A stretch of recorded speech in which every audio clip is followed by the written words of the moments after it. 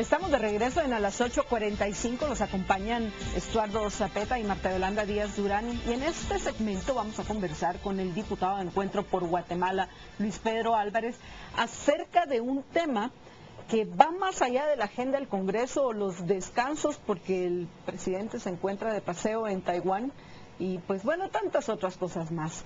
Vamos a hablar de un tema específico del cual nos puede aportar información y evidencia Luis Pedro Álvarez, y eso espero que encontremos en este programa, amigos. Y vamos a hablar del tema de la concentración del poder, y lo que quisiera que también abordáramos es las consecuencias que esa concentración del poder tiene en los habitantes de Guatemala. Porque recuerden bien lo que dijo Lord Acton: el poder corrompe y el poder absoluto corrompe absolutamente.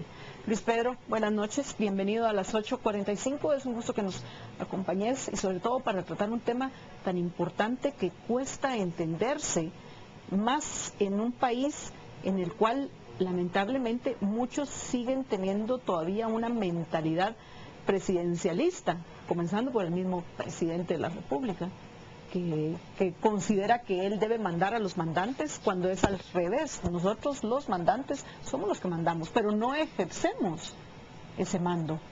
¿Por qué? Mira, Marta Yolanda, definitivamente es una situación sumamente preocupante. Yo creo que ya los analistas políticos y los medios de comunicación lo han expuesto de alguna forma, pero nosotros que lo estamos viendo dentro del Congreso de la República lo hemos visto, bueno, desde el comienzo, desde el interior del Congreso de la República, con una actitud totalmente prepotente de parte del presidente del Congreso, una imposición de la agenda legislativa, obviando todos los procedimientos establecidos en la ley orgánica del Congreso de la República. Posteriormente vemos, por ejemplo, la aprobación la semana pasada de la DIGICRI, la Dirección General de Investigación Criminal, en una forma completamente anómala, sorpresiva, impositiva, sin consensos, obviando también procedimientos establecidos en la ley orgánica, en la aprobación de la ley, habiendo habido más del 30% de reformas, de enmiendas a una ley que debería haber regresado a comisión. Pues pasan la planadora del partido oficial juntamente con sus aliados. Es importante fijarse quiénes están de aliados en estos momentos del partido oficial, porque recordemos, no hay que caer en la falacia del buen dictador, ¿verdad? Hay que tener mucho cuidado con eso. Hay muchas personas que dicen, bueno, es que se necesita mano dura, que tenemos que avanzar, que estos temas, avanzar en transparencia sí, avanzar en institucionalidad sí, avanzar en Estado de Derecho, en debido proceso y en igualdad ante la ley sí, pero no en concentración de poder. Lo que estamos viendo claramente es una amenaza al sistema republicano de gobierno, una intromisión directa. Si tú analizas, nosotros hicimos un ejercicio en el Partido Encuentro por Guatemala, con nuestras bases, con nuestro comité ejecutivo, con la bancada de diputados, de analizar una por una las reformas propuestas por el Ejecutivo.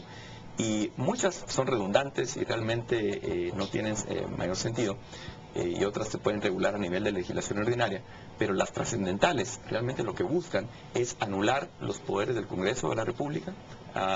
Por ejemplo, al regular que solo un 25% de los diputados pueden pedir el derecho de interpelación, cosa que es absurdo. Estás eliminando esa posibilidad de fiscalización a las minorías, que normalmente suelen representar los intereses de las mayorías, paradójicamente. Y por ejemplo, en el tema de la politización de las comisiones de postulación en la Corte Suprema de Justicia, y que la Corte Suprema de Justicia nombre a la Corte de Constitucionalidad y nombre al Tribunal Supremo Electoral, de esa forma concentras todo el poder muchísimo. Entonces, al tener control de la Corte Suprema de Justicia, automáticamente tienes el control de las demás instituciones. Eso viola los principios del sistema de pesos y contrapesos, que es la base fundamental de un sistema republicano de gobierno. Decía yo, con el tema de la aprobación de la DIGICRI la semana pasada, sacan de la esfera del Ministerio Público todo lo que es la investigación criminal. Con eso politizan el sistema de justicia en dos vías. Una es, puedes apachar las investigaciones en contra de funcionarios corruptos, porque tú tenés la información de cómo se están llevando a cabo las investigaciones y tenés la jerarquía. Bajo el Ministerio de Gobernación. Así es. Entonces, los investigadores de forma administrativa y laboral están adscritos al ministro de Gobernación, en la forma en que quedó establecido en la ley. Entonces, evidentemente, y el ministro va a tener acceso a toda la información, que también nos parece inconstitucional, porque los investigadores tienen que reportarle todos los hallazgos que encuentren al ministro de Gobernación, cosa que definitivamente atenta en contra de la autonomía del Ministerio Público y su función de la acción penal pública. Y hoy con el anuncio de hoy de la renuncia, que para nosotros sí es evidente, la presión fue directa, las visitas de la vicepresidenta recientes al superintendente de bancos, que de hecho pues, hemos visto injerencias directas de la vicepresidenta en prácticamente todas las instituciones del Estado, visitas directas a otros organismos, al Ministerio Público mismo, de formas realmente anómalas, para nosotros que no se están respetando las vías institucionales, y la disposición realmente de la IBE. Con eso están cerrando un círculo muy importante: la investigación criminal, la información bancaria, la imposición de las agendas legislativas, las reformas constitucionales en la vía de concentración de poderes. Entonces no podemos ser ingenuos realmente lo que está pasando. Estamos viendo un peligro inminente en Guatemala, que está avanzando, y tenemos, aparte de abrir los ojos, realmente que tomar acciones concretas para evitarlo. Nosotros como bancada hemos alzado nuestra voz en la forma que hemos podido dentro del legislativo, hemos denunciado ante los medios de comunicación, hemos tratado de razonar nuestras posturas de una forma seria, constructiva, propositiva. No se puede decir que nuestra posición, por ejemplo, sea simple y sencillamente antagónica porque somos oposición en el Congreso. No, nosotros hemos apoyado iniciativas polémicas al Ejecutivo, que de forma institucional se han considerado de parte de Encuentro por Guatemala favorables a la población guatemalteca. Decías primero, si puedo resumir tu argumento, el poder se está pasando del Congreso, está siendo quitado, digamos, del Ejecutivo por decisiones que también están el Congreso, la bancada oficial en este caso, en controversia. Primero hay un traslado de poder del Legislativo al Ejecutivo, una concentración en el Ejecutivo. Yo diría que no es traslado, yo creo que es arrebato. Es arrebato. Bueno, de hecho ya la vicepresidenta de la República, recuérdate las declaraciones que hizo la vicepresidenta de la República, dijo que ellos estaban muy bien y podían gobernar sin el Congreso, lo dijo claramente. Ok, y la segunda, los aliados. Entonces mi primera pregunta es un arrebato, estás diciendo, o sea, una usurpación en este caso. Bueno, ¿cómo no va a ser un arrebato cuando se viola claramente y flagrantemente el derecho de los diputados? Pero con aliados. Con aliados. ¿Quiénes son los aliados? Bueno, hay que ver los listados. Ahí sí que yo invito a los guatemaltecos, han variado en algunos momentos. Las supuestas bancadas independientes, como por ejemplo, pensaría yo que uno de los más importantes ha sido la bancada de Roberto Alejos. Sorpresivamente para muchos de quienes nos eligieron, los diputados de la bancada, creo, también han apoyado cosas como el paquetazo fiscal, como la ley antievasión 2, que realmente ha sido antiinversión y procorrupción y tantas otras cosas más. Pero lo que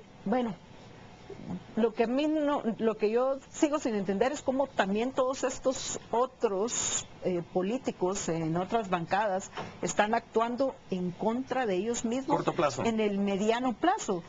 Cortoplacistas son. Totalmente. Porque no se están dando cuenta que al final pues terminarán ellos también siendo expulsados del ejercicio del poder. Yo siempre les digo a los colegas diputados, y siempre les digo, cuando ustedes aprueban algo, piensen, y debemos pensar nosotros como individuos, de que en un próximo mañana va a estar esa institución o ese poder que se está delegando a ciertas, o que se está concentrando en el Ejecutivo, en las manos del peor de tus enemigos políticos.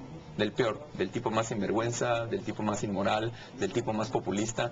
Es un riesgo inminente a las democracias. O sea, tú has visto que...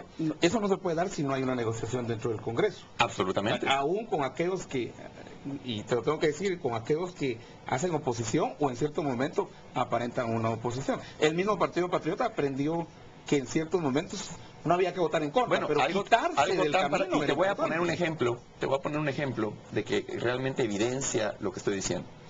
El ponente de la ley de la Policía Técnica de Investigación Criminal adscrita al Ministerio Público, el ponente de la iniciativa de ley, y el presidente de la Comisión de Gobernación, que en el año 2007 le da dictamen favorable a esa ley para que esa institución estuviera dentro de la sombría del Ministerio Público, fue el ahora presidente del Congreso, Rudy Rivera Estrada, que es parte de la bancada oficial. Pero, oh sorpresa, ahora como está en el Ejecutivo y les conviene concentrar el poder en el Ejecutivo, no, ahora la pasamos al Ministerio de Gobernación. Así violentemos el proceso de formación y sanción de la ley, establecido en la ley orgánica del Congreso. Así sea cualquier cosa, no aceptamos argumentos cuando se le solicita aplazamientos para tener conocimiento de las iniciativas de ley, para poder consensuarlas, discutirlas en la instancia que desde el bloque, la agenda legislativa, como lo establece la ley. Dice, no, ya tenemos los votos. Esa es la respuesta constante. Entonces, el problema es, más que los tristemente soldados del Partido Patriota, porque esos no son congresistas, porque no son capaces de deliberar por ellos mismos.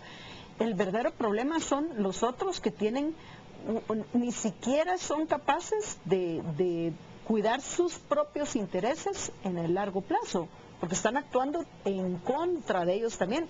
Y si llegaran a pasar, ahorita ya no sabemos cuáles son las nuevas propuestas de reforma constitucional de Otto Pérez. Entonces yo preferiría no abordar el tema hasta que tengamos esas nuevas, ahora dicen que son 34 reformas a la Constitución, sabremos hacia dónde van, pero las primeras que presentaron era claro que apuntaban a un fortalecimiento del sistema presidencialista.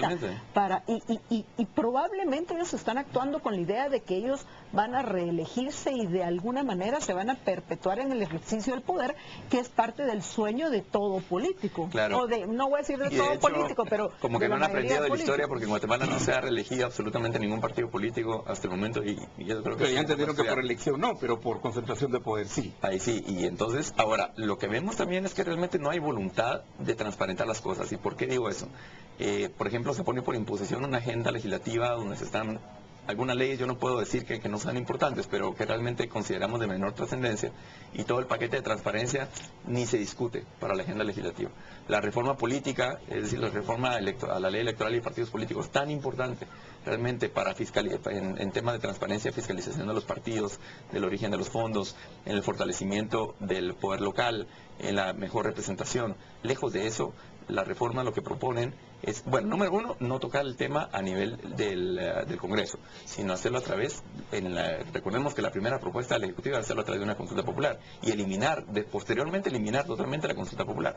Entonces todos esos hechos hay que irlos sumando y tenés que ir armando tu tablero, realmente, porque esto al final del día es un tablero, y cuando mapeas y todo esto va en una tendencia muy clara.